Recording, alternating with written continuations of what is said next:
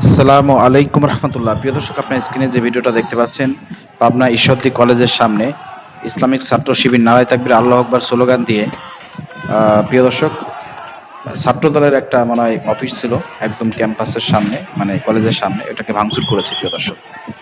তো এই বিষয়টা নিয়ে দেখতে পাচ্ছি সোশ্যাল মিডিয়ায় আমাদের নব্য বিএমপি হয়েছে রাশেদ খান, তিনি একটা বক্তব্য দিয়েছেন। তিনি একটা পোস্ট করেছেন যে ছাত্রলীগ আগে হামলা করতো জয় বাংলা স্লোগান দিয়ে, আর ছাত্র শিবির নারায়ে তাকবীর আল্লাহু আকবার স্লোগান দিয়ে হামলা করতেছে। আরে জয় বাংলা স্লোগান এটা ছাত্রলীগের স্লোগান, তারা হামলা করুক আর যাই করুক, তারা তো জয় বাংলা স্লোগান দিয়েই হামলা করবে। ছাত্রদল যখন হামলা করে তখন তাদের স্লোগান কি? যে আর সৈনিকে এক হও লড়াই করো, যে আর সৈনিকে এক হও লড়াই করো, এই বক্তব্য দিয়ে স্লোগান দিয়ে তারা হামলা করে।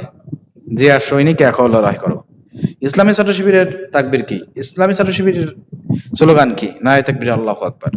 তো তারা প্রতিবাদ প্রতিরোধ গড়ে তুললে পারে, তারা যদি কোনো কিছুর মোকাবেলা করে, যুদ্ধ করে, সংগ্রাম করে, সেখানে তো নারায়ে তাকবীর আল্লাহু আকবার স্লোগান দেবে, এটাই স্বাভাবিক ব্যাপার। এটা তো স্বাভাবিক ব্যাপার। তারা কি স্লোগান দেবে?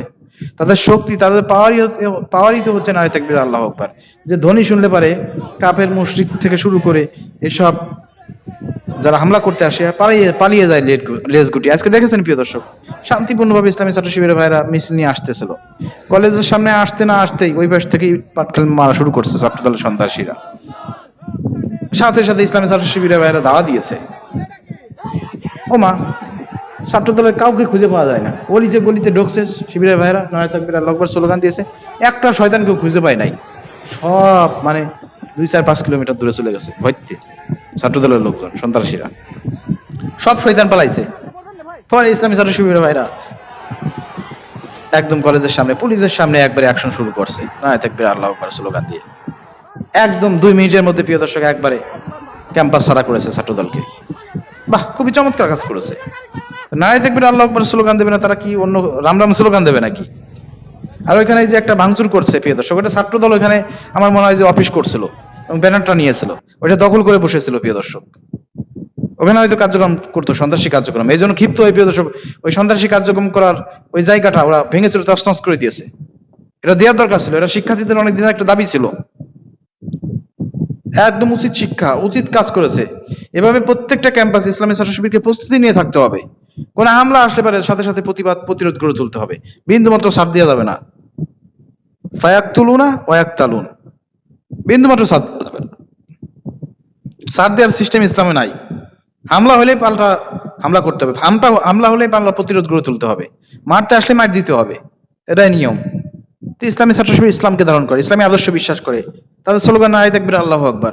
তো তারা তাদেরকে মারতে আসবে আর তারা চুপ করে বসে থাকবে? তো তারা তো নারায়ে তাকবীর আল্লাহু আকবার স্লোগান দিয়েই তারা প্রতিবাদ প্রতিরোধ গড়ে তুলবে, ইট মারবে, লাঠিতে পিটাবে, ভাঙচুর করবে। এটা তো নিয়ম, এটা তো সিস্টেম, এটা তো যুদ্ধের ময়দানের সিস্টেমই তো এটা। মুসলমানরা তো নারায়ে তাকবীর আল্লাহু আকবার স্লোগান দিয়ে যুদ্ধ করবে, মরবে, মারবে, এটা তো যুদ্ধের নিয়ম। তো এখানে তো আমি কোনো দেখতে পাচ্ছি না। তো তাই রাশেদ খান এইসব কথাবার্তা বলে নতুন কোন ন্যারেটিভ দাঁড় করানোর চেষ্টা করো না। এক ন্যারেটিভই কিন্তু তোমাদের জীবন বাইরে যাচ্ছে, ঠিক আছে? আর তুমি তো নব্য বিএমপি হইছো, তোমার দাম কোনো জায়গায় পাবা না। যত দালালি করো বিএমপি, তুমি বিএমপি হইতে পারবা না। রাশেদ খান, তুমি গণ অধিকার পরিষদ, তুমি গণ অধিকার পরিষদ থেকে লাথি খাবা, আবার বিএমপি থেকে লাথি খাবা। রাশেদ তোমার জায়গায় কোথাও হবে না, বলে দিলাম। তোমাকে বিএমপি গ্রহণই করবে না, কারণ সুবিধা নিয়ে তুমি বিএমপিতে যোগদান করছিলে, এটা মানুষ ভালো করে জানে, বিএমপির লোকজন ভালো করে জানে। তবে এখন যতই দালালি করো কোনো কাজ হবে না, ওই টকশোতে গরম গরম বক্তব্য দেয়, কোনো কাজ হবে না, ঠিক আছে? ওই পর্যন্ত কি, পরে তোমাদের অবস্থা কি হয় যে সুরে ফেলবে লাস্টে দেখবা এদেরকে।